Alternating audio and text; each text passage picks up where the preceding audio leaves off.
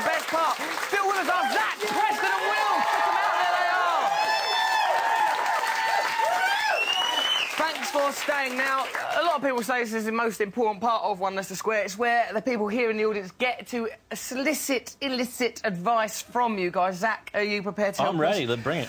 Oh, thank God you're prepared to. Preston, Will, you are Englishmen. You are sort of obliged, really. Absolutely. God bless you.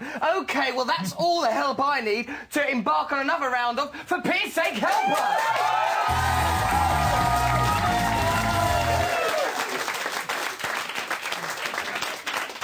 Tom, what seems to be the trouble, dear? Right, on my way home from work, every now and then, not every day, I'm driving around London and I think... What are you doing? What's your job? I'm a bailiff. Oh, fucking hell. I'm a good one. Even Hitler needed henchmen. Remember that. Now, what a bailiff is you have to collect, like, say you're in debt and that, and someone turns up at your house, go, Roy, you've not paid your gas bill, we're coming for your stereo. Tom is probably quite good at fighting. He'll come round and go, give us your fucking stereo, and then take it while you stand at the door crying. Now there will be no music. As once happened in my childhood. So, Tom, what is your inquiry? Anyway, on my way home... Yeah. From ruining the lives of the poor. After a hard day's persecuting the impoverished, what do you like to do? I have to pull over by the side of the road because I can't hold my guts anymore and I need to poo. Right. That's all right. Boy. What? Well, it's a common problem. Who among us isn't thinking of doing a shit in the palm of our hand and flinging it out the window? I know I am. OK, so Tom, your problem is a simple one. Tom's problem is a simple one, and I'd like to go to Zach Braff, first of all. Right, so Tom, on the way home from work, Zach, Tom needs to excrete, make doppy, doody, poopy.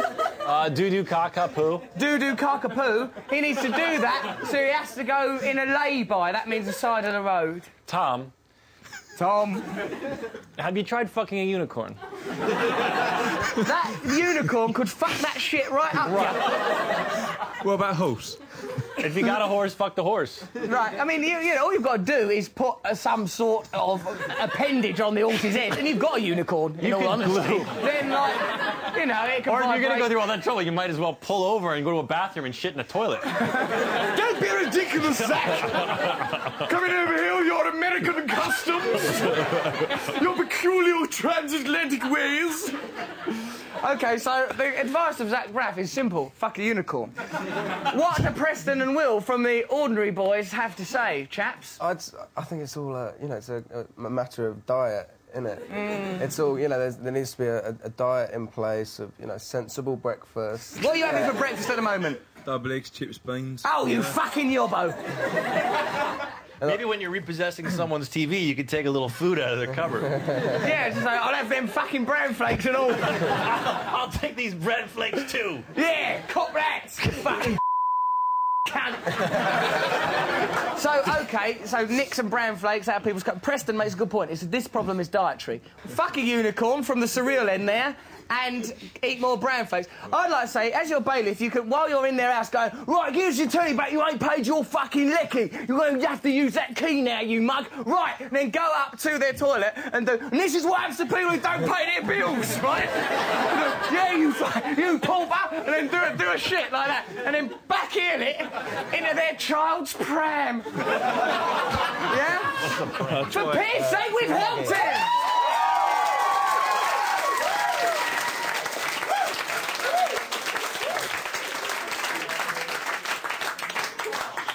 What seems to be the trouble, dear?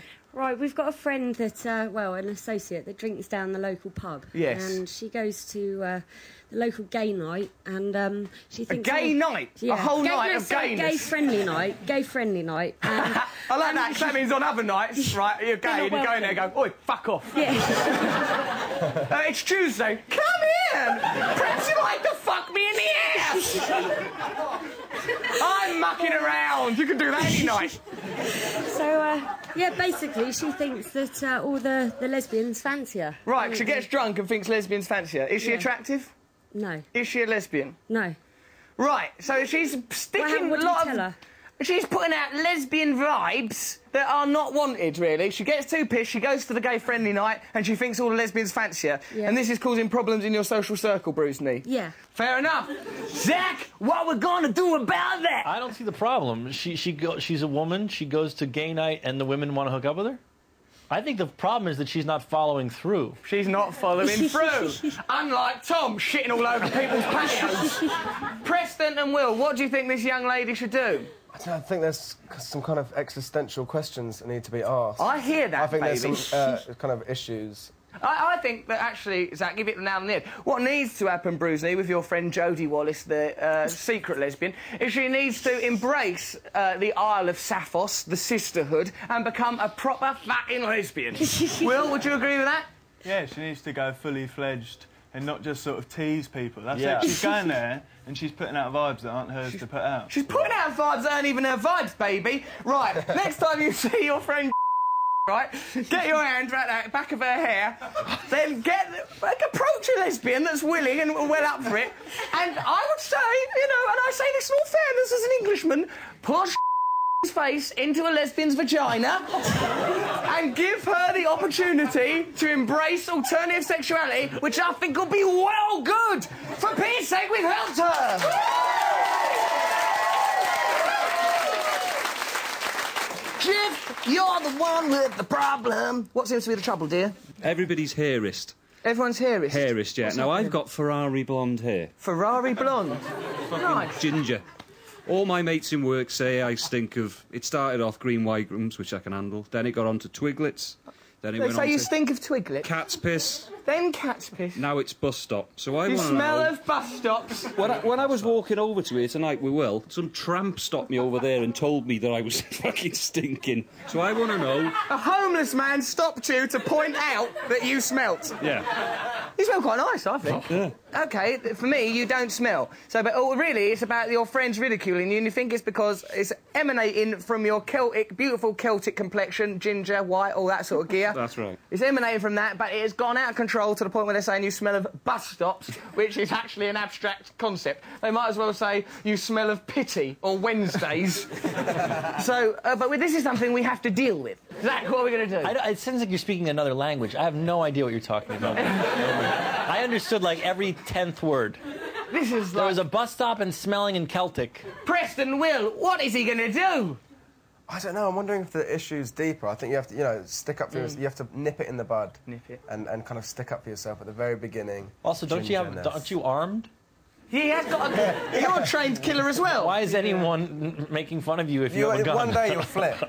You'll have your gun round your, you know, round your neck. You're a fucking time bomb. Waiting to go off. Yeah. That's what I'm worried about. Yeah, someone's going to go, hey, 1, 2, 3, you're big ginger. He's go, It's people are going to get certainly only wasted. a matter of time, definitely. Right, OK, then it is up to us to make you feel loved. And the best way I know of doing that is through fellatio. No! Sex doesn't always equate to love. Sometimes it's disposable and meaningless. That's the best kind. So what we're going to do is make Jiff feel loved by all shouting, we love and accept you, Jiff, exactly as you are. All right? It's a bit long. We love and accept you, Jiff, exactly as you are. It's not that hard. After 3. 1, 2, 3. We love and accept you, Jiff, exactly as you are. There!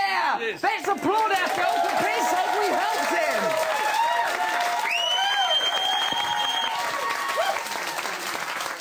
Well done. I think we've made the world a better place, ain't we, Zach? I'm glad I could help. Thank you, you have done. Preston, Will, feels a bit better, don't it? I feel better, It's yeah. good to give. I think the only way we could improve on this utopia we have made for ourselves is by you and the ordinary boys who are in here performing your new single, Lonely at the Top. Are you prepared to do that for us? Prepared and willing. They're going to actually do it! The ordinary boys are going to perform! Fantastic! Yeah, off you go. Go and perform, lads. Fantastic. OK, the